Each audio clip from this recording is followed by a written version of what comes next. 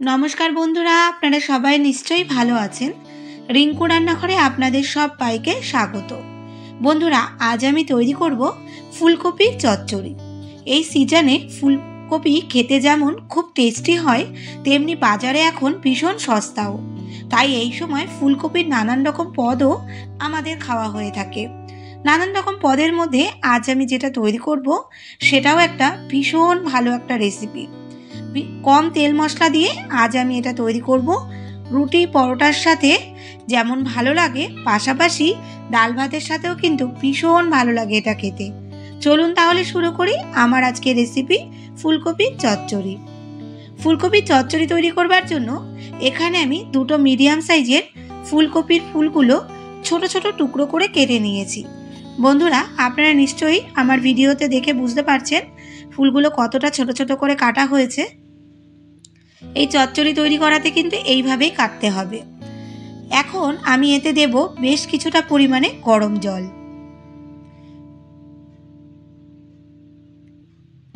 সাথে দেব সামান্য লবণ।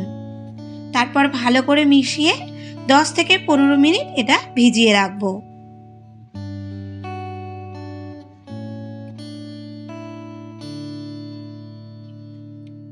পনেরো মিনিট পর ফুলকপি দিয়ে জলটা এখন ছেঁকে ফেলে দেব। এইভাবে ফুলকপি দিয়ে জলটা ছেঁকে ফেলে তারপর একটা গ্যাসে কড়াই বসিয়ে গরম করে নেব। কড়াই বেশ ভালো করে গরম হলে তাতে দিচ্ছি 30 ml এর মতো সাদা তেল। বন্ধুরা আমি রান্নাটা সাদা তেলে করছি, আপনারা চাইলে অবশ্যই সর্ষের তেলে করতে পারেন। তেল বেশ ভালো করে গরম হলে কড়াইয়ের চারিপাশে ছড়িয়ে দিয়েছি। তারপর কিছুটা পরিমাণে লবণ দিয়ে ফুলকপিগুলো তেলের মধ্যে দিয়ে উল্টে পাল্টে নেড়ে চেড়ে নেব।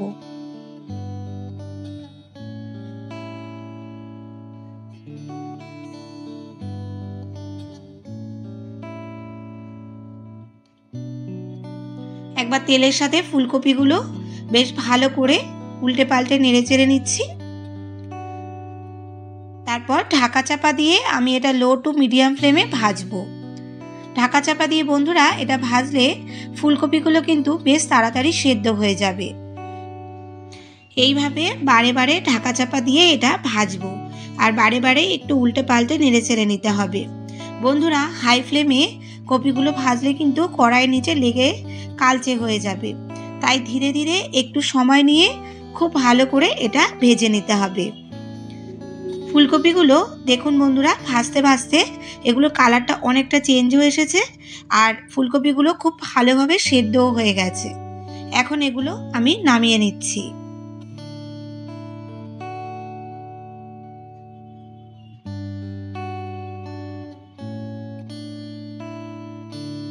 ফুলকপিগুলো ভেজে তারপর আমি এখন ওই কড়াইতে দিচ্ছি আরও 2 টেবিল চামচ সাদা তেল।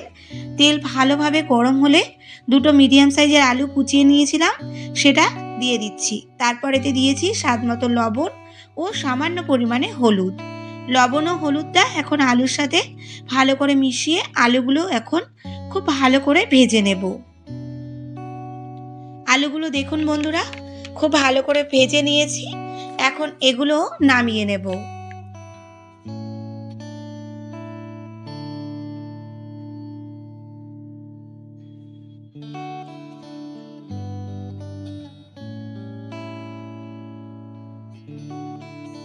এখন ওই আলু ভাজার তেলেই আমি দিয়েছি হাফ চামচ জিরে ফোড়ন।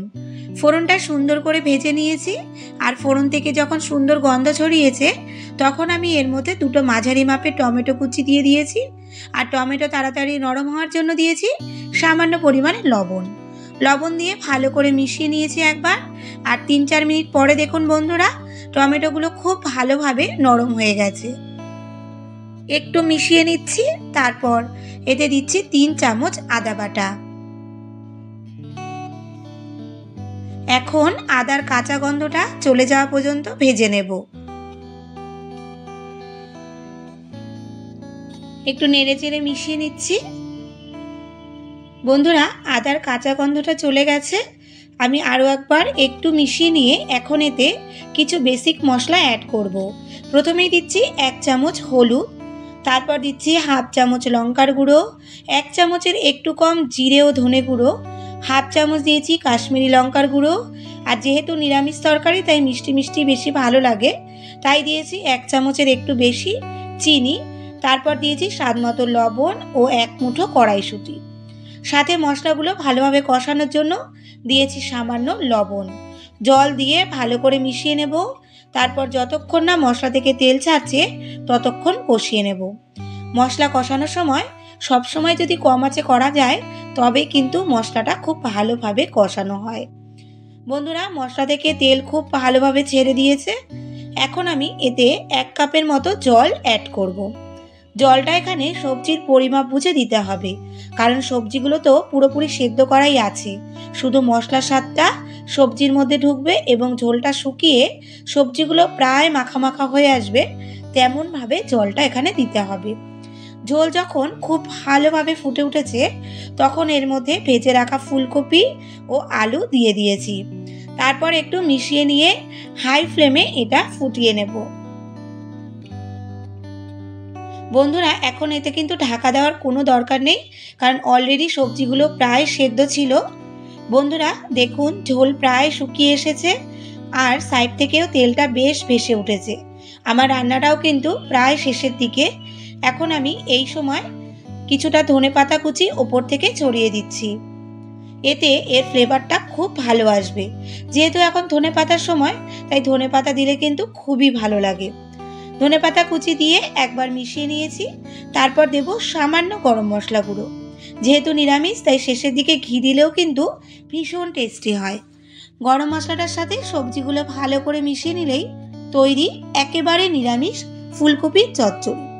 রুটি পরোটার সাথে সকালে বিকালে দুপুরে যখন ইচ্ছে তৈরি করতে পারেন। সহজ যেমন বানানো, তেমনি মশলাপাতিও কিন্তু অনেক কম দিয়ে এটা তৈরি করা যায়। আশা করি বন্ধুরা আপনাদের আমার আজকের রেসিপিটি ভীষণই ভালো লেগেছে। ভালো লাগলে একটা লাইক করে দেবেন, সাথে শেয়ার করে দিন আপনার পরিচিতদের কাছে। কেমন হলো অবশ্যই কিন্তু কমেন্ট করে জানাবেন। আর আমার যেসব বন্ধুরা এখন আমার চ্যানেলটি সাবস্ক্রাইব করেননি, রিকোয়েস্ট করব চ্যানেলটি সাবস্ক্রাইব করে দেবার। এখন তাহলে আসি বন্ধুরা, এতক্ষণ আমার সাথে থাকার জন্য আপনাদের জানাই অসংখ্য ধন্যবাদ।